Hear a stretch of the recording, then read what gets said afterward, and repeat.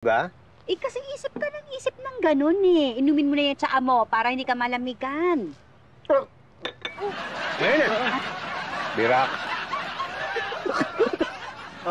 Excuse lang po, Mr. and Mrs. Manaloto.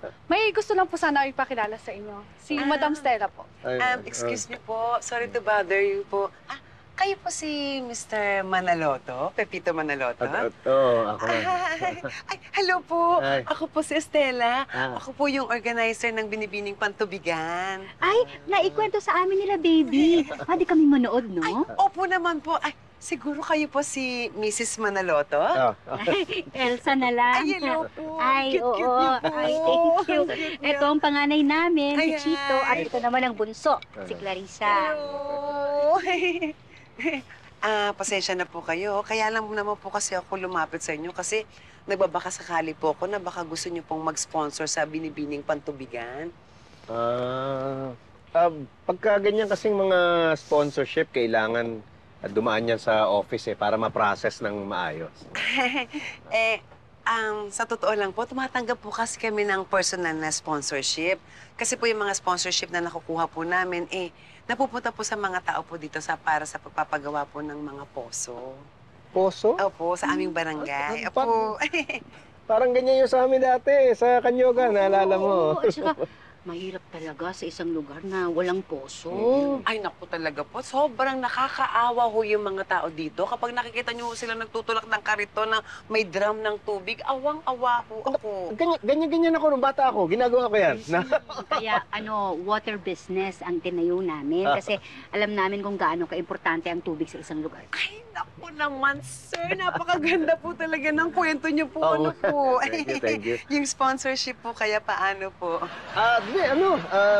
May cash ka ba dyan? Magkano bang pwede nating i-donate?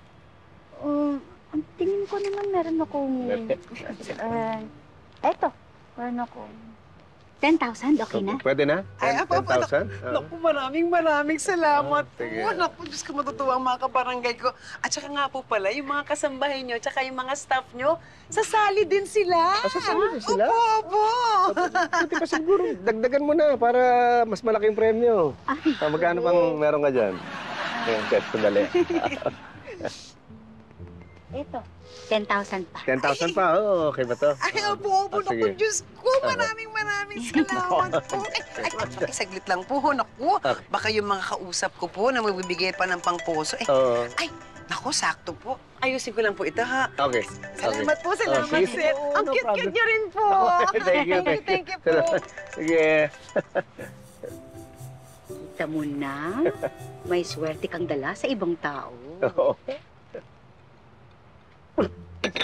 Mainit. Ano ka ba? Nakalimutan.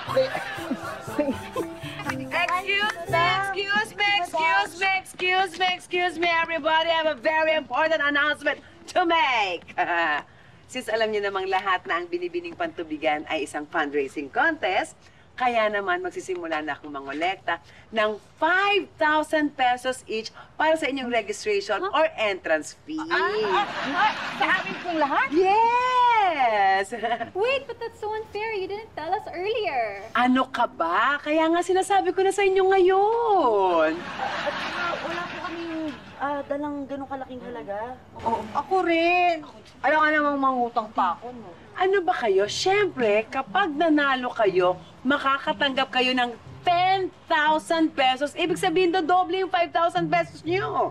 Eh, pero ma'am, hindi po ba mali po yun? Kasi hindi nyo naman po sinabi may babayaran kami sa umpisa pa lang, eh.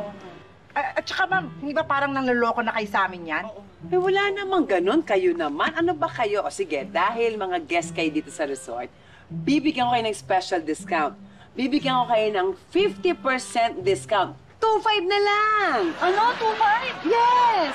Mura naman lang. Mura. Alam nyo, hindi pa rin ho ata tama. Oo. Kung ganyan lang din ho, hindi na lang ho kami sasali. Oo, ano? Oo, tama dyan. Impyerno. Kaya na mga kapatid, tara na! Tara! Tara!